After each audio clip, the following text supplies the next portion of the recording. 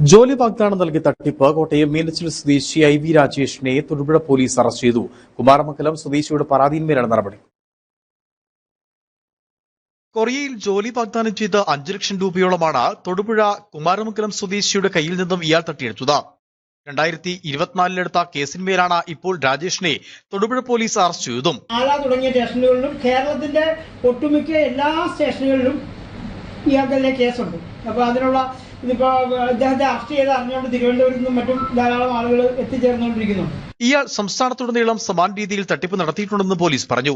കരിങ്കുന്നം, രാമപുരം, ഏനാത്ത്, കുറുവിലങ്ങാട് തുടങ്ങി നിരവധി പോലീസ് സ്റ്റേഷനിൽ രാജേഷിനെതിരെ കേസുള്ളതായും പോലീസ് സൂചിപ്പിച്ചു. ഒളിവിൽ കഴിയുകയായിരുന്ന രാജേഷിനെ പട്ടിമറ്റത്ത് നിന്നാണ് പോലീസ് സംഘം പിടികൂടിയത്. രാജേഷിനെ ഇന്ന് കോടതിയിൽ ഹാജരാക്കി. ഇയാൾക്കൊപ്പം തട്ടിപ്പ് നടത്തിയ കരിങ്കുന്നം സ്വദേശി മനുവിനെ തൊടുപുഴ പോലീസ് മുമ്പ് അറസ്റ്റ് ചെയ്തിരുന്നു. Idukki vision news, Thodupuzha.